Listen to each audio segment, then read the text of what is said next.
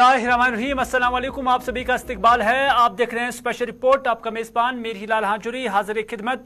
मुतअद्दिद खबरें आया चाहती हैं। जम्मू कश्मीर कानून साज असम्बली, जो साबिका कानून साज असम्बली मेंबरान थे, जिसमें नायब वज़ीर आला और उसके साथ साथ जम्मू कश्मीर की साबिक वज़ीर आला, उनकी जानिब से जो लोन हासिल किया गया था असम्बली सेक्रेटेरिएट से और उसके बाद उसकी अदायगी नहीं हुई है, बाज़ाब्ता तौर पर इस हवाले से लिस्ट मुश्तर की गई है। और ये लिस्ट दरअसल जवाब में आया है और ये जवाब आरटीआई एप्लीकेशन के लिए, यानी एक एप्लीकेशन दायर की गई थी, उसके जवाब में ये आया है। मुफस्सल रिपोर्ट आप तक पहुंचाने की कोशिश करेंगे, लेकिन सबसे पहले बात करते हैं जम्मू की, क्योंकि जम्मू के अंदर आज कुल जमाती मीटिंग हुई है और इस कुल जमाती मीटिंग में सिर्फ जम्मू की पार्टियां शामिल थी और गैर बीजेपी और गैर कांग्रेस जमातें इस मीटिंग के अंदर यहां पर मौजूद थी।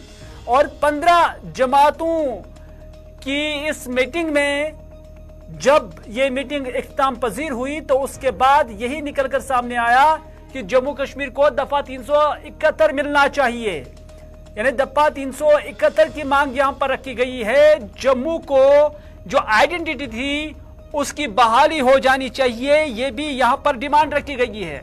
8 डिमांडों में यह भी कहा गया है कि डोगरी संस्कृति की पहचान बचाई जाए, दूरदर्शन को 24 घंटा डोगरी लैंग्वेज में किया जाए, जम्मू के अंदर जो टोल प्लाजा है उसको खत्म किया जाए, पंजाबी जुबान को भी अहम दर्जा दिया जाए, क्योंकि डोगरी के साथ साथ जम्मू के अंदर पंजाबी जुबान ज्यादा बोली जाती है।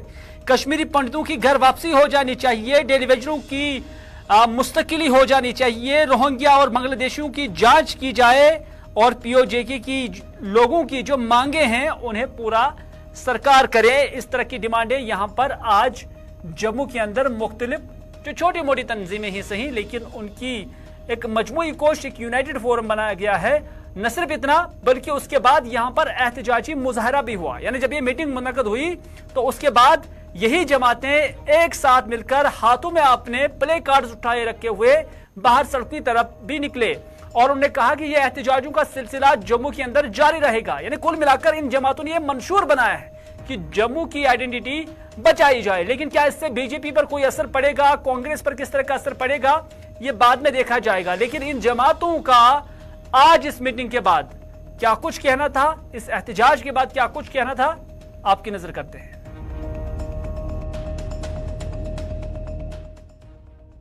जम्मू कश्मीर की मांग है कि उनको विशेषाधिकार मिले। इसके साथ साथ जम्मू के बहुत सारे जो है वो लोकल इश्यूज थे जिस पर आज जो है खुलकर विचार विमर्श किया गया और तमाम पार्टियों ने, तमाम नेताओं ने, चाहे वो पॉलिटिकल थे, सामाजिक थे कि धार्मिक संगठन थे, उन तमाम नेताओं ने जो है आज संकल्प लिया है कि हम सड़कों पर उतरेंगे एक साथ और जो है इन मांगों को, अपने हकों को जो है लेकर ही जो है दम लेंगे। इसके अंदर मुख्य रूप से था, देखिए जम्मू के अंदर इस समय लगातार अपराध बढ़ रहा है, लगातार चोरी की घटनाएं बढ़ रही हैं, बहुत ज्यादा परेशानी है हमें अपराध से, चोरी की घटनाओं के साथ साथ जो रोहिंग्यों की अवैध रूप से जो बाहर से लोग यहां पर आ रहे हैं उनकी तादाद भी लगातार बढ़ती जा रही है।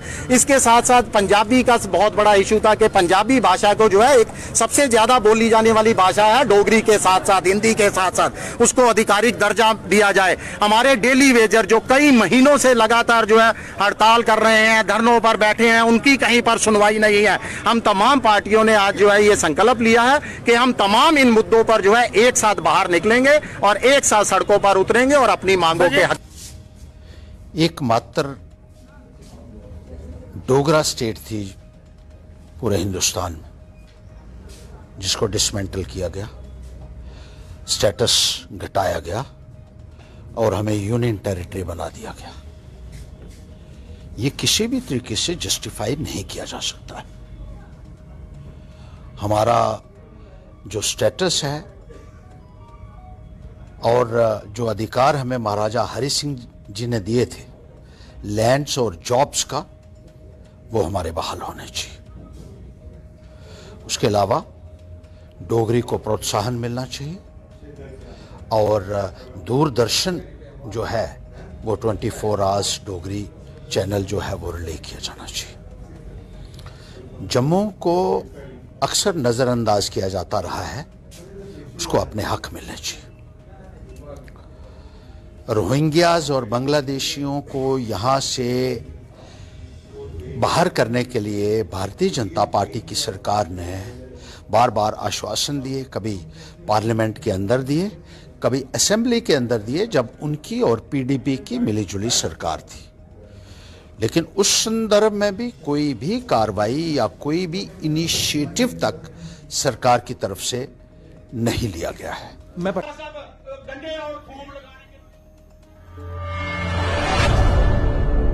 इधर जम्मू कश्मीर की साबिक वज़ीर आला महबूबा मुफ्ती, नायब वज़ीर आला निर्मल सिंह और काबीना के वुज़रा जम्मू कश्मीर कानून साज असम्बली के उन 47 साबिक अरकान में शामिल है जो कई साल कबल ऐवान के सेक्रेटेरिएट की तरफ से दी गई हाउस बिल्डिंग एडवांस को क्लियर करने में नाकाम रहे हैं। ये हम नहीं कहते हैं, ये दरअसल एक आरटीआई एप्लीकेशन गई है और उसके जवाब में असेंबली सेक्रेटेरिएट ने ये जवाब दिया है और इसकी वजह से सरकारी खजाने को नुकसान पहुंचा है, ये भी कहा गया है। 570 लाख रुपए से महरूम। मजीद ये भी कहा गया है कि कवायद में इस सिलसिले में वाज़ेह दफात के बावजूद मुत्तलिका हुक्काम की जानिब से वसूली के लिए कोई कोशिश नहीं की गई। SRO 306 के जरिए साबिका रियासत के गवर्नर ने जम्मू और कश्मीर रियासती लेजिस्लेचर एक्ट 1960 के अरकान की तनख्वाहों और अलाउंसेस के सेक्शन 10 के जरिए अता करदा इख्तियारात का इस्तेमाल करते हुए हाउसिंग लोन दिया था। इन कवायद के मुताबिक जम्मू कश्मीर रियासती लेजिस्लेचर को मकान की तामीर के लिए 5 लाख रुपए के कर्ज की इजाजत दी गई थी। रूल्स में यह जिक्र किया गया था कि अगर member motor car advance Jammu Kashmir state legislature के मेंबरान रूल्स 1987 के तहत काबिल कबूल कार एडवांस हासिल नहीं करता है तो उसे 10 लाख रुपए की हाउसिंग लोन की इजाजत दी जा सकती है। अगर वो इस असर के लिए मजाज अथॉरिटी से सर्टिफिकेट पेश करता है तो इन कवायद में बयान करदा तमाम रस्मी कार्रवाइयों को मुकम्मल करने के बाद 12वीं कानून साज असम्बली के इन 47 अरकान ने हाउस बिल्डिंग एडवांस हासिल किया है और यहां तक कि जाती बॉन्ड्स भी जमा कराए कि वो कर्ज और 4% सालाना शरह सूद वापस करेंगे।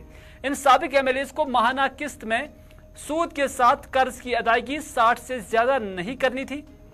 ताहम कई साल गुजर जाने के बावजूद कवायद में तयशुदा टाइम फ्रेम के बाद भी 12वीं कानून साज असम्बली के इन 47 अरकान ने हाउस बिल्डिंग एडवांस को खत्म नहीं किया है। इस बात का इंकिशाफ सेंट्रल पब्लिक इंफॉर्मेशन ऑफिसर यानी CPIO ने जम्मू कश्मीर कानून साज असम्बली सेक्रेटेरिएट में काजी मुश्ताक अहमद ने एडवोकेट शेख शकील अहमद की जानिब से RTI एक्ट साल 2005 के तहत दायर दरख्वास्त के जवाब में किया है।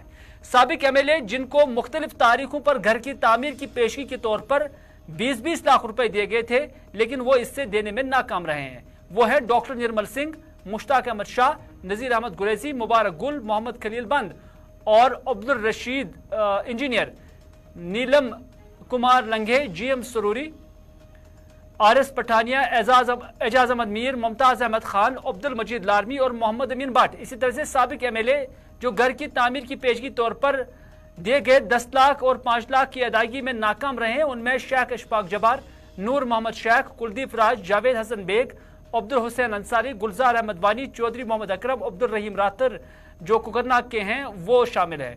सुनील कुमार शर्मा, दीनानाथ भगत, आसिया नकाश, दिलीप सिंह, अल्ताफ अहमद वानी, बाली भगत, मौली इमरान रजा अंसारी, अब्दुल मजीद पडर, सईद बशारत अहमद बुखारी, मोहम्मद अशरफ मीर, उस्मान अब्दुल मजीद और हाजी अब्दुल रशीद डार, मोहम्मद यूसुफ तारिगामी, चौधरी लाल सिंह, अब्दुल रहमान वीरी, आगा सईद रूहुल्लाह मेहदी, जावेद अहमद राना, मोहम्मद अकबर लोन, चौधरी जुल्फिकार अली, शमीमा फिरदौस, वकार रसूल वानी, महबूबा मुफ्ती, अब्दुल हक खान और चौधरी सुखनंदन कुमार क्लियर होने में नाकाम रहे हैं। कानून साज असम्बली सेक्रेटेरिएट की तरफ से इनके हक में 5 लाख रुपए मकान की तामीर का एडवांस दिया गया था। लेकिन इन सभी नामों का हम कोई तस्दीक नहीं करते। हमने पहले कहा कि ये RTI एप्लीकेशन के जवाब में इन नामों का जिक्र जो है असम्बली सेक्रेटेरिएट की जानिब से किया गया है। लेकिन जब से यह खबर मुश्तहर हुई, मंजर आम आई, तो PDP सदर महबूबा मुफ्ती ने भी एक ऑर्डर या एक लेटर जारी किया। इधर PDP सदर महबूबा मुफ्ती ने Indian audit and accounts department की वो चिट्ठी जारी की है जिसमें यह कहा गया है कि महबूबा मुफ्ती ने 5 लाख रुपए लोन तो हासिल किए थे और इस रकम को उन्होंने सूद समेत वापस किया है और इस तरह से महबूबा मुफ्ती के पास कोई पैसा वाजिबुल अदा नहीं है। ये नो डिमांड सर्टिफिकेट मुतल्लिका दफ्तर से 20 दिसंबर साल 2018 को ही जारी हुआ है। इस तरह से महबूब मुफ्ती का दावा है कि उसके पास इस निस्बत से कोई भी कर्जा वाजिबुल अदा नहीं है। और ये जो खबर अखबारात के जिक्र हुई है या जो इस RTI एप्लीकेशन के जरिए जो नाम आए हैं, उसमें महबूब मुफ्ती ने कॉन्टेस्ट किया और सवाल किया कि मेरा नाम इसमें नहीं होना चाहिए, क्योंकि मैंने सारी जो रकूमात हैं वह सूद समेत अदा किए हैं।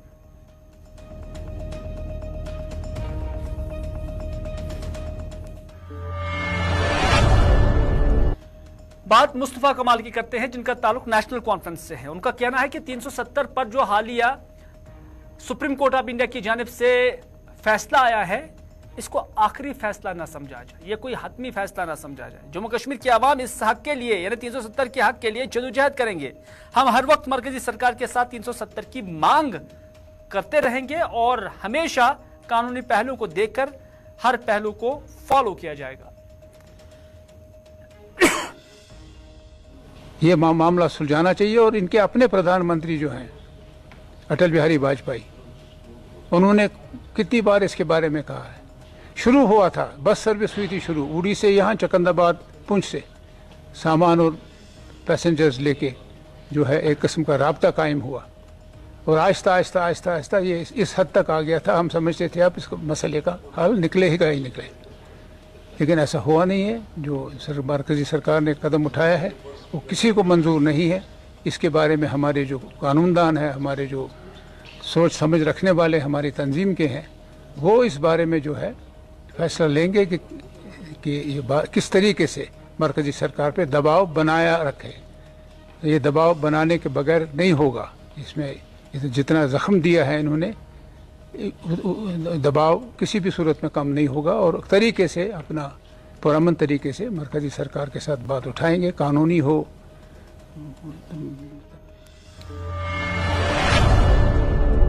जम्मू कश्मीर प्रदेश कांग्रेस के साबिक सदर गुलाम अहमद मीर का कहना है कि ये जो गोडसे वाली जमातें हैं, उन्होंने हमेशा 370 और जम्मू कश्मीर को लेकर मुल्क के अवाम को गुमराह किया है।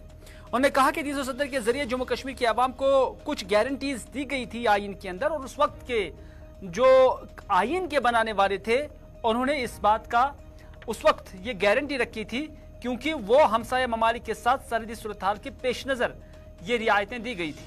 उन्होंने कहा कि कांग्रेस जम्मू कश्मीर के अवाम की शनाख्त और इनका स्टेटस बचाए रखने के लिए अपनी जद्दोजहद जारी रखेंगे। ये जम्मू कश्मीर का खित्ता, यहाँ की ज़मीन, यहाँ के जॉब्स, यहाँ का कल्चर बचाने की जहाँ तक बात है, वो हर स्टेट अपने अपने तरीके से इन 70 सालों में भी आवाज़ उठाते रहे। और कई सारे स्टेट्स देश में हैं जिनको अलग अलग तरीके से तहफ़्फ़ुज़ात दिए गए। तो हम आज भी हमारा अगला कदम जो है इस कोर्ट वर्डिक्ट के बाद में कि हम उसमें 5 अगस्त 2019 को भी कांग्रेस ने वर्किंग कमेटी में यही एश्योरेंस दी है, जो अभी 2 दिन पहले जम्मू कश्मीर कांग्रेस ने लोगों के सामने यही एश्योरेंस रखी कि कांग्रेस तब तक दम नहीं लेगी जब तक जम्मू कश्मीर के तमाम लोगों को, चाहे वो किसी। चले नाज़रीन, अभी अभी ये खबर भी आई है कि 3:48 पर जम्मू कश्मीर के अंदर ज़लज़ले के झटके जो है वो महसूस किए गए हैं और इस हवाले से बाज़ाब्ता कंफर्मेशन भी आई है। आपने भी अपने घरों के अंदर इन ज़लज़लों के झटकों को महसूस किया होगा और रेक्टर पैमाने पर इस ज़लज़ले की जो शिद्दत थी वो 5.7 मापी गई है और 5.7 वाले इस ज़लज़ले का जो महव मरकज है या एपिक सेंटर है जिसे कहते हैं, वो कारगिल और लद्दाख बताया जा रहा है। ये Kashmir weather initial data sources की जानिब से ये खबर आई है और ऑफिशियली इसकी कंफर्मेशन हुई है कि 5.7 मैग्नीट्यूड का ये या 5.7 शिद्दत का ये ज़लज़ला था। 3:48 पर ये कश्मीर के तकरीबन सभी इलाकों के अंदर महसूस किया गया है और लद्दाख इसका महव मरकज बताया जा रहा है। ताहम इस ज़लज़ले से, इस अर्थक्वेक से किसी भी जानी या माली नुकसान की कोई इत्तला नहीं है।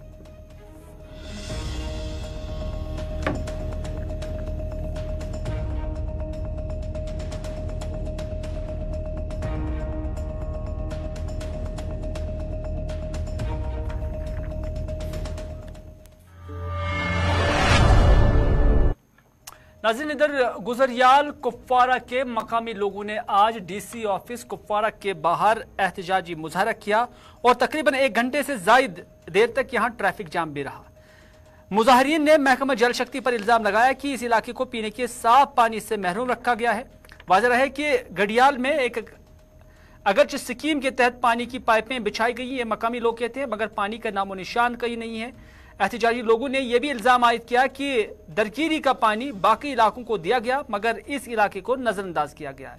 ताहम पुलिस ने एहतजाजों को एतमाद में लेकर एहतजाज खत्म करवाया। इधर इंतजामिया की तरफ से उनको यकीन दिलाया गया कि उनको पानी जल्द से जल्द बहाल किया जाएगा।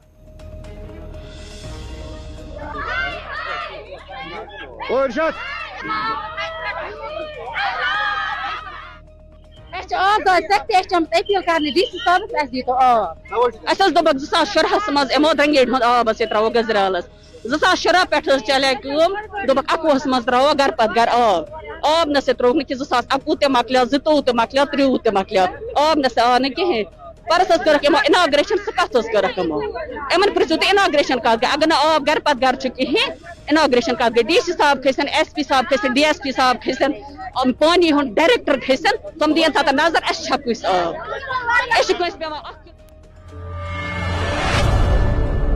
इधर जिला शोपियां के मेन टाउन में सड़क की खस्ताहाली को लेकर मकामी लोग काफी मुश्किलात से दो चार हैं और उन्होंने इंतजामिया के खिलाफ एहतजाजी मुजाहरा भी किया।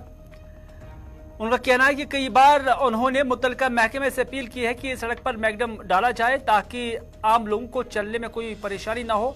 सड़क पर चलने से बुजुर्गों और बच्चों को ज्यादा मुश्किलात हो रही है, लिहाजा मकामी लोगों ने जिला इंतजामिया से अपील की है कि वो सड़क को आमद रफ्त बनाने के लिए खातिर खां कदम उठाएं।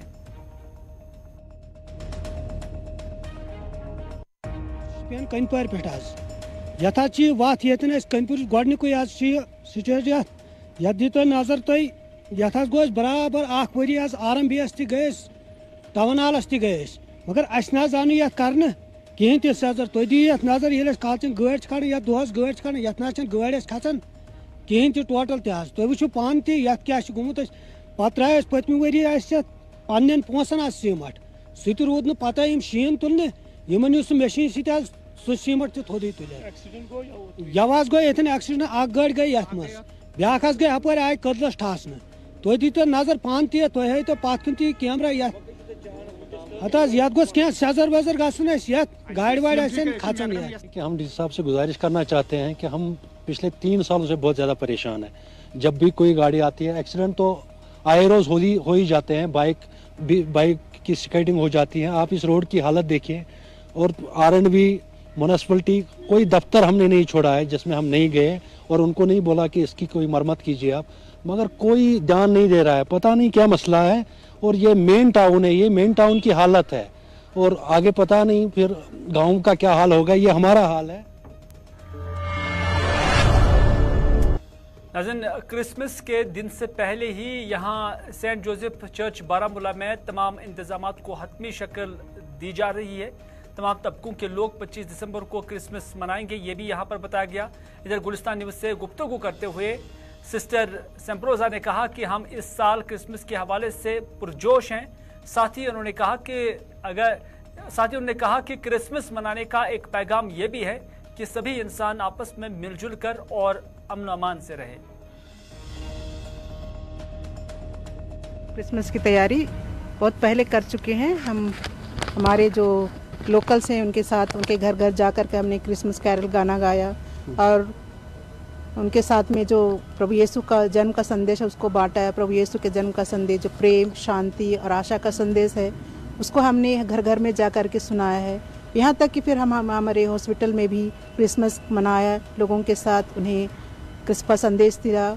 और क्रिसमस का संदेश ये है कि लोग एक साथ मिलकर रहे। प्रभु यीशु हमारे बीच में शांति का संदेश लेकर आए थे। वे शांति के राजा थे, शांति के राजा हैं और वे एक ज्योति के रूप में इस धरती पर आए ताकि सबों को ज्योति दे सके, सबों को ज्योति में ला सके। यही हमारे क्रिसमस का संदेश। और ये संदेश हम आज 2000 पहले प्रभु यीशु ने अपने जन्म के द्वारा दिया था, लेकिन आज हम वो यादगारी में हम हर साल मनाते हैं और इसकी तैयारी हम महीने पहले करते आते हैं और अभी हम कर ही रहे हैं। और अभी हम क्रिसमस की तैयारी कर रहे हैं और हम आशा करते हैं कि लोग जो भी आते हैं यहाँ प्रवेश।